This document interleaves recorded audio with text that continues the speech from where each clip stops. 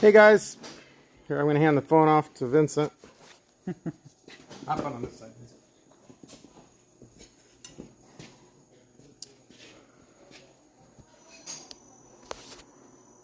So today I'm going to show you guys how to tighten up a laser cut pancake die.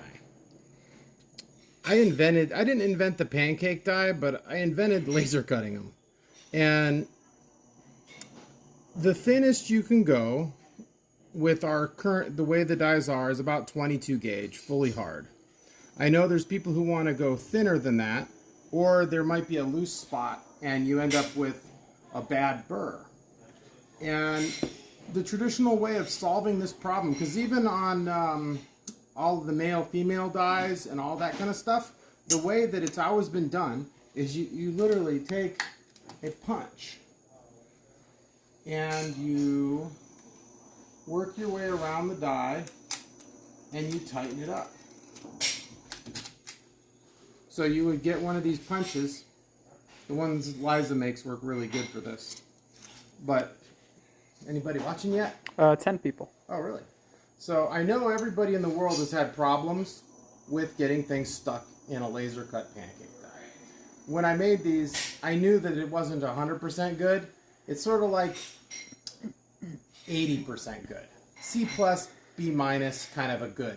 But it totally gets an A on affordability, versatility, and ease of use. But nothing's perfect. But they can be made. Now, if you hand cut one and you put the angle in it, that is what compensates for the thickness of your blade. That allows you to cut thinner material. You can do the same thing with a laser cut die. So, here, let's shine a light. You can see the light shining through it. So there's about a 6/1000th gap. That's as thin as the laser beam can go. Can't get any thinner. There are lasers that are 5-axis lasers that can cut on an angle. But they're all busy doing more important things than making pancake dies. So, let's get started. So, I know that there's problem on this die is this stem. This is a nightmare. All these little tight things here, super difficult. So what you do, you can, let's see, let me think about this. So this side down. So this is my cutting side. This side here is the side that is going to need the tightening up. If you tighten up this side, you're just making a mess. You're not tightening up the right side. Your draft angle will be wrong and your piece will get more stuck. So you're always going to tighten up from the back side. So watch this. You come in here with a punch. And what I'm doing, I'm essentially just swelling the steel to close that gap. So we're going to go along here. It does not take a lot to do this. If you were to go berserk, you don't hit the center, okay? Do the outside. It works better. Now, we can see that I have done some hammering, and you're not talking about a lot of force here. You saw me. I know the tendency of some people is just to whip the daylights out of something. And because I've seen what you guys do to dies. We get the victims back here. Let me get my sea biggers. I can't see.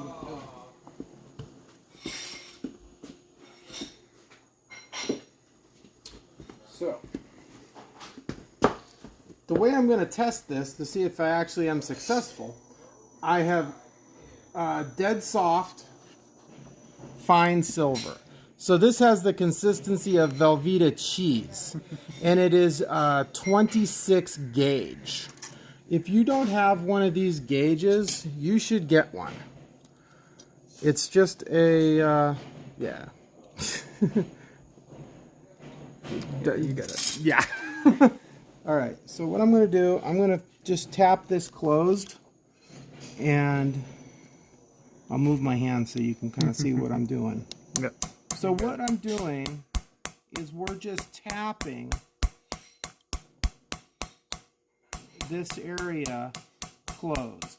It does not take a lot of force to get that to close. We're going to do a close-up shot with the phone here in a minute. Oh, you're already real close.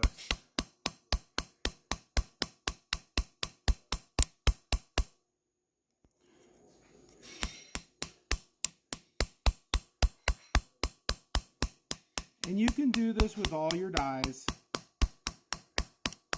Just work your way around. There's certain areas that are going to need tightening more than others.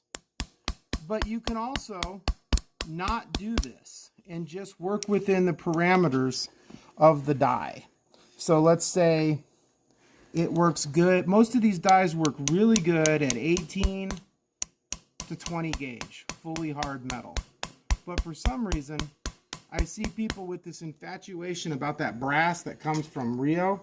That stuff's terrible. It is so soft. I mean, if you need really soft metal, then yeah, it's the greatest thing. But as far as using it in a pancake die or a disc cutter, it's terrible. Do you do that on the back? Yeah, you always work on the back. Yeah, I always work from the back. And it doesn't take any amount of real skill. How would you do this with dies that have been opened? Push them closed. It doesn't even matter if they've been opened. You can still just tap on this edge and close it.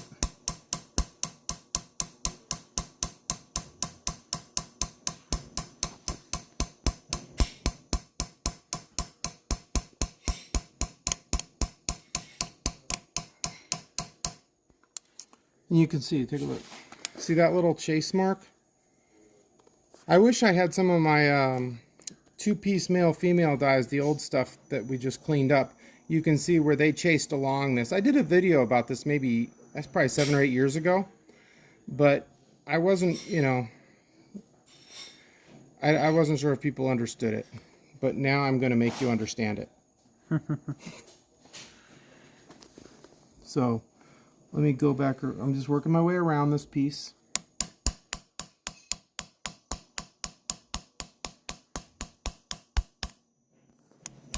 Now take a look up here. See how we've closed that gap? Oh yeah. See how tight that's gotten? And now look at this gap that I haven't done anything down here, but look at how tight that top is and look at how the bottom is. And we're not talking about heavy hits. You guys have to be delicate. Think of yourselves as jewelers, not blacksmiths. All right, so here we go again.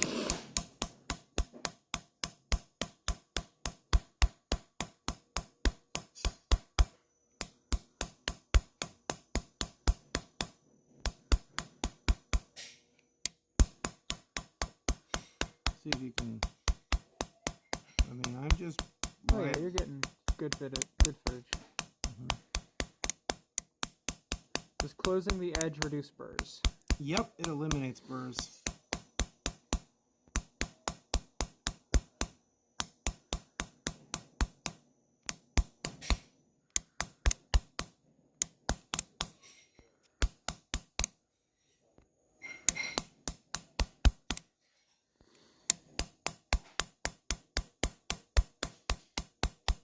I'm using a slightly round bottom chasing tool, not a flat bottom. What I want to happen is I want the metal to be displaced. So I want the metal to be driven towards the gap. The metal's going to move to the path of least resistance. It's not going to move back this way. It's going to move this way because there's a gap here.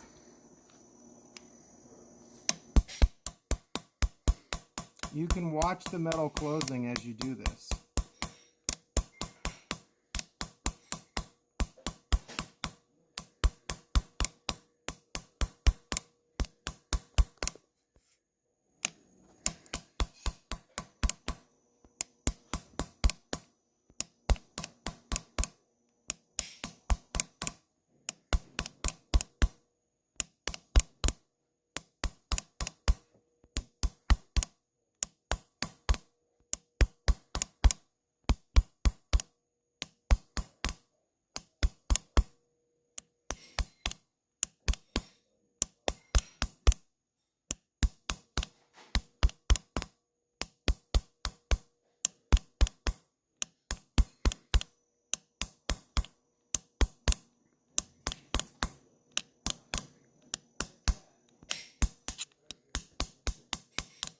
Okay.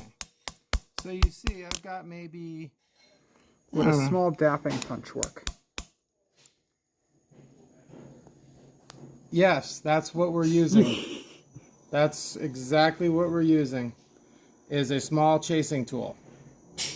I don't know about a small dapping punch. I would use a small chasing tool. You know, use what you want, but I choose these because they got a nice slightly rounded bottom. You don't need a super rounded bottom. Okay? So, let's go give this a test. So let me open this thing up.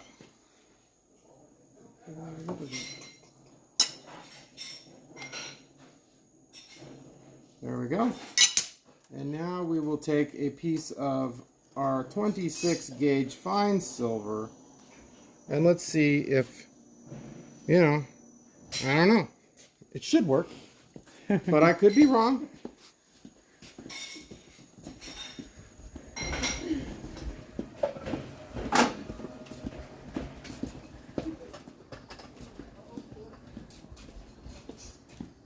We'll do it in the press. We just gotta, I'm not gonna do it in this. This would. It only needs a couple tons, not 200.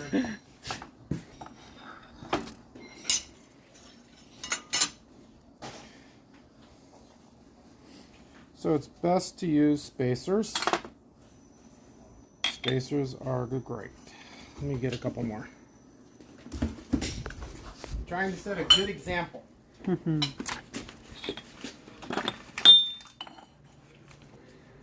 All right, get your metal on here. Another thing that people screw up is they put their metal too close to the edge and it gets sucked in. You got to have a little bit of waste out there to help hold the metal down. All right, so let's see what happens. You want to center stamping. This stuff here, let me show you something. This doesn't matter. What's important is that you cover the cutting surface when you're pressing one of these. So having it stick out like this is fine. The important part is that you cover the design.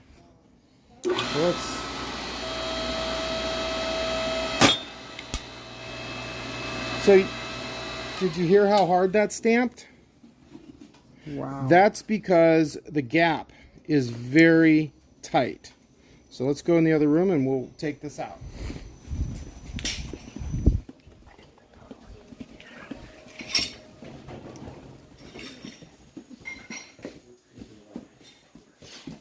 So let me show you guys. When you have a piece in here, do not, so this is stuck on the outside here like this.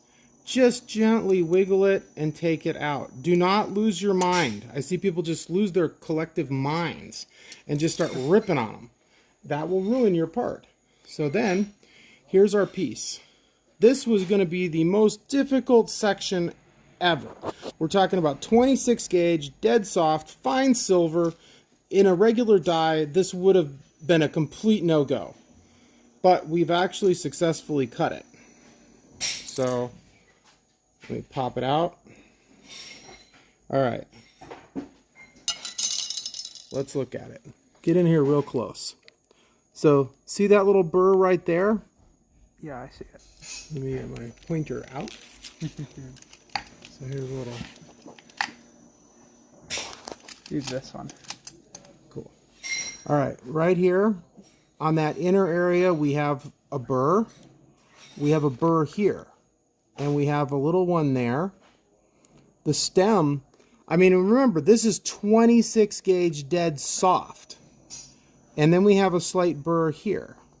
So if we were to tighten it up a little bit more in here, potentially we could eliminate the burr. But imagine if we weren't using dead soft fine silver and we were using 20 gauge copper fully hard. I mean, the difference would be dramatic. But this is, I mean, this is literally like a sheet of paper. So you can see those sections. We've snugged this thing up significantly. We've probably reduced the gap to maybe 2 or 3 thousandths instead of 6 thousandths. So cutting it by half we were able to literally double the capacity. You heard the snap that it made? And sometimes you guys will hear where it won't snap. That's when you've literally mushed the die into the thing and it's not cutting at all. And then you end up with lots of burrs. You want a nice clean snap. But, so if anyone has any questions, let it rip. Anyone got any questions, or did I do an amazing job explaining myself? I know what I will be doing tomorrow. Thank you so much. Yeah. This is great. A customer has been wanting some much lighter metal in her earrings. This is a great demo. Thank you. And remember, so even if you've got your metal, even if your pancake die has been opened, don't worry, you can still do it. You can even just kind of push it back. It helps to have it in there. Just push it back a little bit. There we go. I just pushed it back. And then you will come in with your punch. How many cuts can you get out of a pancake die?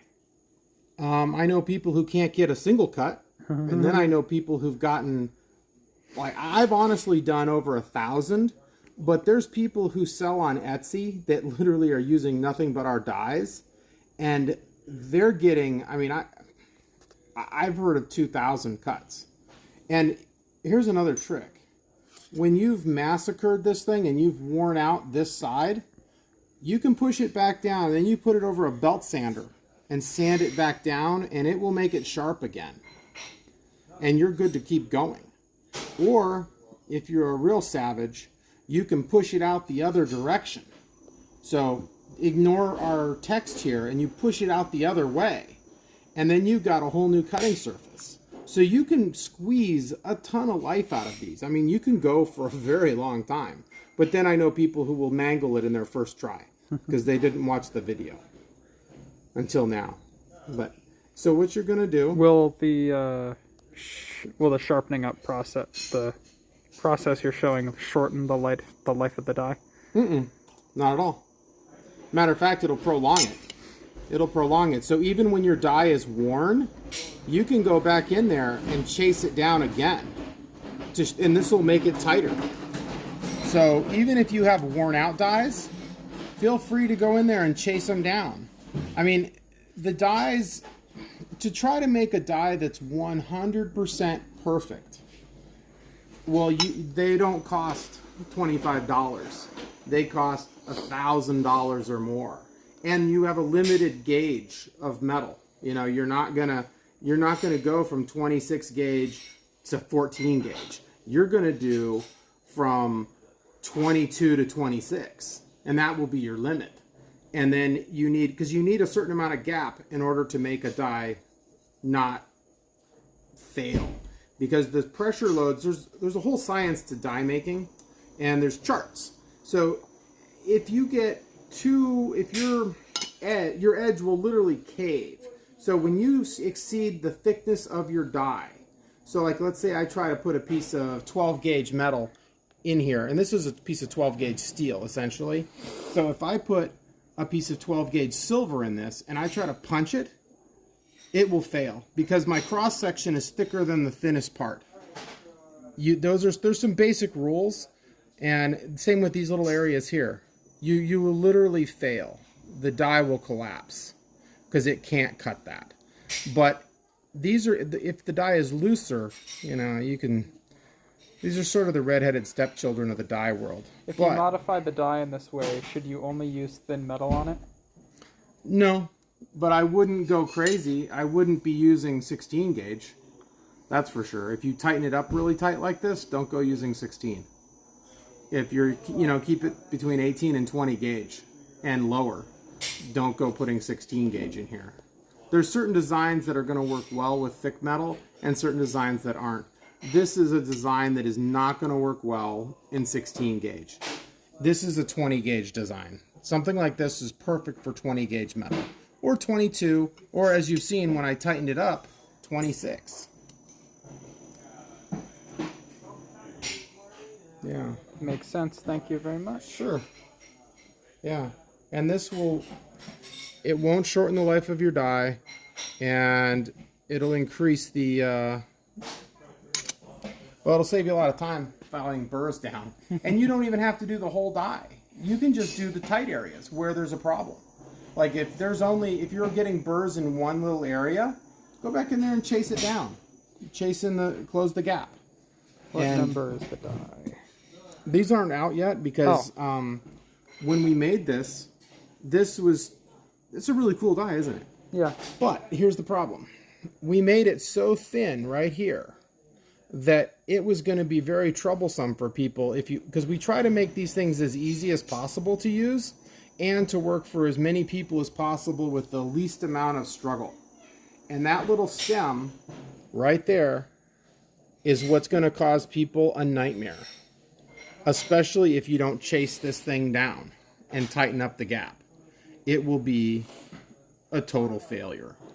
So we never released this die, but I figured I would show you the worst case scenario. If people want to do this, maybe we'll do a special sale on these dies and sell them really cheap, and you can practice on something like this to get it before you start in on your other dies. So that's something we'll probably do, because I think I got like 20 of these. And anyway, hope that helped, guys. Take it easy.